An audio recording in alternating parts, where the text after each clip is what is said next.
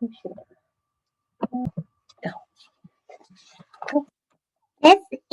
This book is called Monster Trouble.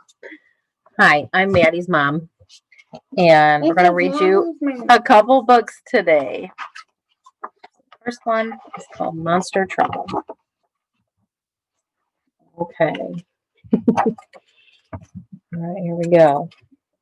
Winifred Schnitzel was never afraid, not of monsters or ghouls or the noises they made. She loved scary movies and werewolves and thunder and peg-legged pirates who bury their plunder. Still, Winifred's bedtime was hardly spook-free. The neighborhood monsters would not let her be. Each night they'd show up and attempt to be scary. Some would growl, some would belch, some were slimy, some hairy. But all of their monsterly mayhem was moot because Winifred Schnitzel thought monsters were cute. Still, night after night, all those monsters kept creeping into Winifred's room, interrupting her sleeping. Too tired for math, too exhausted for fun, she finally decided those monsters are done. She ordered a book titled Monsters Beware and constructed the sticky string small monster snare. There's strings everywhere. But that night, the big monsters all showed up first. The sticky string snare got so stretched that it burst. There were monsters on bedposts and stuck to the wall. They made slingshots from string. They were having a ball. Winifred sighed. They were louder than ever. She knew that she needed to try something clever. So she brought in some stinky old Limburger cheese. The label said caution, makes big monsters sneeze. The monsters just called up the Goblin Street Deli. They ordered in bagels and fish eyeball jelly. Winifred barely got through the next day. She dozed off in art class and snoozed through ballet. She decided, that's it. I've got to get tough. She was tired of monsters. Enough was enough.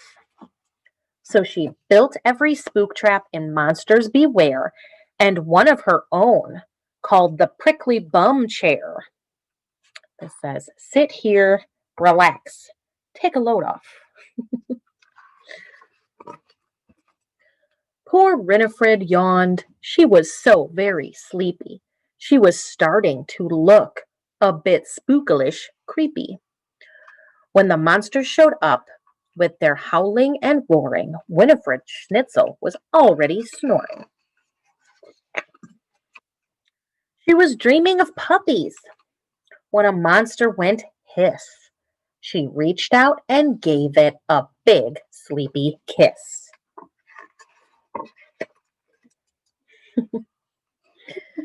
The monsters yelled, yuck! All the others were heaving.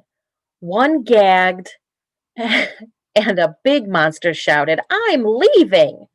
Winifred knew that despite their uniqueness, she'd discovered that monsters have one silly weakness. Kisses. So she puckered and pouted and kissed them all good. Those monsters screamed, running as fast as they could. Now, Winifred sleeps very soundly at night. In the daytime, she's happy and perky and bright.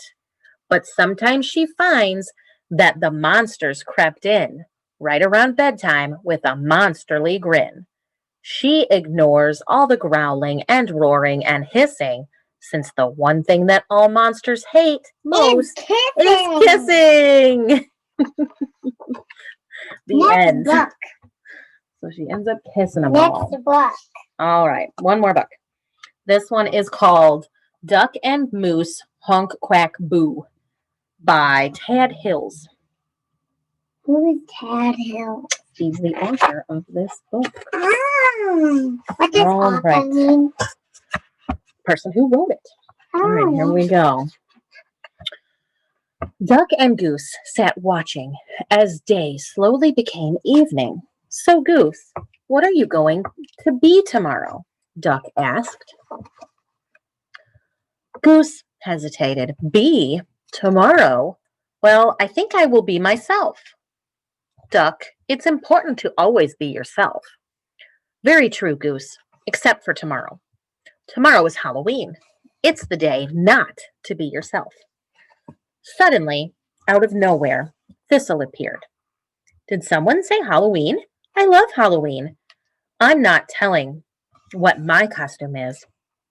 It's a secret, she quacked as she sped off into the shadows. She called, See you tomorrow, and beware the swamp monster. Goose gulped. Swamp monster? Why would she say beware the swamp monster? Maybe the swamp monster comes out on Halloween, Duck quacked. Duck, I am not a fan of monsters. I don't like monsters either, Goose. But I do like trick-or-treating. Later that night, Goose tried not to think about the swamp monster. A shiver ran up his spine as he watched clouds creep across the moon like ghosts. His beak quaked as he listened to the groaning wind rattle the branches. Duck closed his eyes and thought of a bag full of treats. The next day was Halloween. Duck got ready to go trick-or-treating. So did Goose. Meanwhile, Thistle was getting ready too. Do you know what she's going to be for Halloween? I do. don't tell them. While Goose waited for Duck, he spotted a scary ghost coming towards him. Hello, Goose, the ghost called. Are you ready to go trick-or-treating? Who are you? Goose honked. It's me, Duck. You look more like a ghost to me, Goose honked. How do you know you're not a ghost? I'm not really a ghost, Duck quacked. Look at my feet. Goose had to admit, no one had feet like Duck. I'd recognize those feet anywhere, he honked. Then let's go, Duck quacked. Do you think we'll see a swamp monster tonight? Goose asked nervously. I hope not, Duck quacked. I hope we see lots of treats. Get it? Because they want candy. Yeah, they do want candy. Not. When they reached the edge of the forest, trick-or-treating had already begun. Goose sighed with relief. No monsters in sight. Whew. Good. There's a mouse dressed as a butterfly, and there's a bee. So many cute things. There's a princess bird too. I like the butterfly. All right. Hello down there, called a squirrel. I see a spooky ghost and a brave superhero. Actually, these are costumes. We are Duck and Goose, honked Goose. Trick or treat, quacked Duck. All right. Excuse me, said a friendly Daisy. Did you say you are Duck and Goose? I just met a swamp monster who's looking for you. Goose froze. A swamp monster? He asked. Duck, why would a swamp monster be looking for us? I don't know, Goose. And I don't want to know. Why doesn't he want to know? Oh, there's the swamp monster now, said the friendly Daisy, and it's heading this way. See, it's right over there. Duck and Goose turned and saw the scariest, slimiest, and most hideous swamp monster ever. It's after us! Run, Duck! Run! Called the Goose. Duck and Goose took cover. They huddled together and were as quiet as they could be.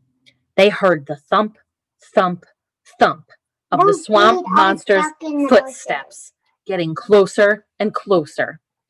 Oh, Duck, Goose groaned. We're goners. The footsteps suddenly stopped. Duck? Goose? Is that you? The swamp monster called. You're right, Goose, Duck whispered. We're goners. Suddenly, Goose remembered his cape and the G on his chest. Duck, I am a brave superhero, and you are the spookiest ghost I've ever seen. And there are two of us and only one swamp monster, Goose whispered. We can scare it away. Here's the swamp monster, Maddie. They can't hear if you're talking. And with that, the brave superhero and the spooky ghost leapt out from behind the leafy bush. Goose honked his bravest honk, and Duck quacked his scariest quack. Boo! They hollered together. Yikes! You sure scared me, the swamp monster quacked. I've been looking everywhere for you. Thistle? Goose honked. Is that you? Duck quacked. How do you like my costume? Asked Thistle. I told you to beware the swamp monster. Pretty scary, aren't I? I've seen scarier, Duck quacked. We don't scare easily, Goose added. Well, that's good, because it's time to go trick-or-treating, Thistle quacked. And so the ghost, the brave superhero, and the scariest, slimiest, most hideous swamp monster ever wandered the forest, filling their bags with Halloween treats. Yay! Yay! Later, back in the meadow, Duck and Goose sorted through their treats. In the light of the moon, they shared Halloween stories about a masked superhero, a spooky ghost, and a swamp monster who wasn't really that scary after all. The end. Is it okay I for hope one more book? you enjoyed those Please, two is it okay, Miss books. Vaughn, for one more book? I will read one more book, but if your teacher needs to stop the video, obviously Miss Vaughn can stop the video. Yes. So we're going to do one more Yes, book. she can. And Yes, this one she is can. called She's my teacher. Scaredy Cat Splat. Splat. We read Splat Christmas too. All right. I need you not to talk while I'm reading. Okay. Thank you very much. All right, here we go. Splat thought for a moment. But I haven't got... Oops. I skipped a couple pages. Oopsies. All right, here we go. Scaredy Cat Splat. There he is. Mom! Cried Splat. There's a scary spider on my jack-o'-lantern. He's small and hairy with really funny eyes. Splat's voice wobbled with worry. But you're small and hairy with really funny eyes, said his mom. Splat thought for a moment. But I haven't got 8 legs, he replied. If you had, maybe you'd be a scary spider too, teased his mom. Splat made a scary spider face. Splat's mom caught the spider under a glass jar. Splat looked closely at the spider. It didn't look so scary now that it was trapped. Can I take the spider to school for Halloween? Asked Splat. We've all made jack-o'-lanterns, and everyone is dressing up in costumes. And Miss Wimpy Dimple is going to tell a ghost story, and they're surprised for the scariest cat, and I want to be the scariest cat. So please, can I take the spider to school?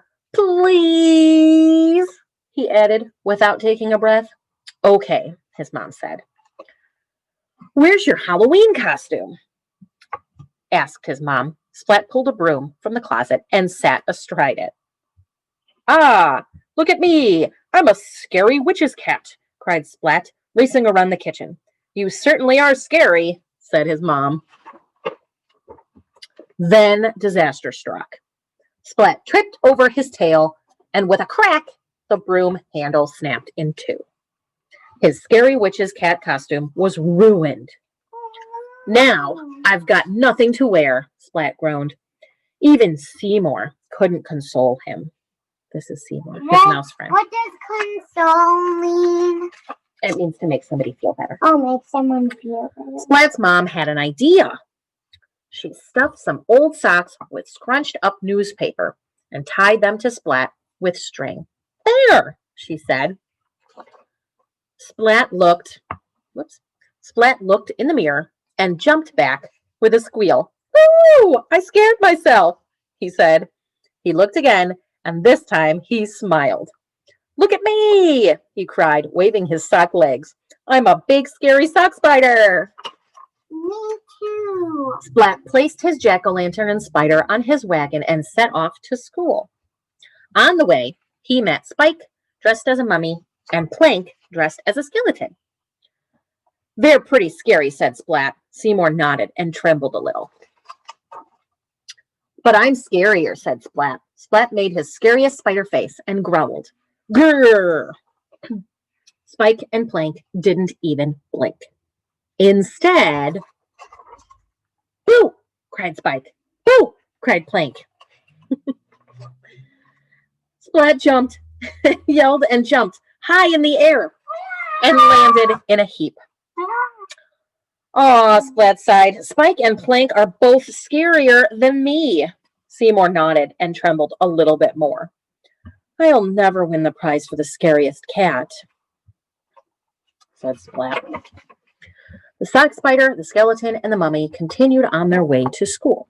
They're going to cat school. Cat school? In class, everyone showed their jack-o'-lanterns. Splat's jack-o'-lantern made everyone laugh. Aw, Splat sighed. I'll never win the prize for the scariest cat. Seymour shook his head. Everyone placed flashlights in their jack-o'-lanterns, and Miss Wimpy Dimple turned down the lights and whispered in her best ghost story voice. In the dark, dark wood, there's a dark, dark house. In the dark, dark house, there's a dark, dark room. In the dark, dark room, there's a dark, dark box. And in the dark, dark box, there's a ghost. Miss Wimpy Dimple cried. The class jumped with fright. Splat was so startled, his tail whipped around and sent his jack-o'-lantern spinning through the air. And what goes up must come down. Splat. Unable to see anything, Splat stumbled around the classroom. Ooh! Everyone shrieked as the pumpkin head glared at them and made strange woo-wooing noises. Woo! Miss Wimpy Dimple turned on the lights and lifted up the wayward jack-o'-lantern. The shrieking turned to laughter as Splat fell out. Calm down, hushed Mrs. Wimpy Dimple. Now, class, who should win the prize for being the scariest cat? Splat! They all cheered. So he won the award for the scariest cat. The end. Yes, he got a trophy. Thank you so much for letting us read some Halloween stories to you. Say something. Bye. Happy Halloween! Bye, guys.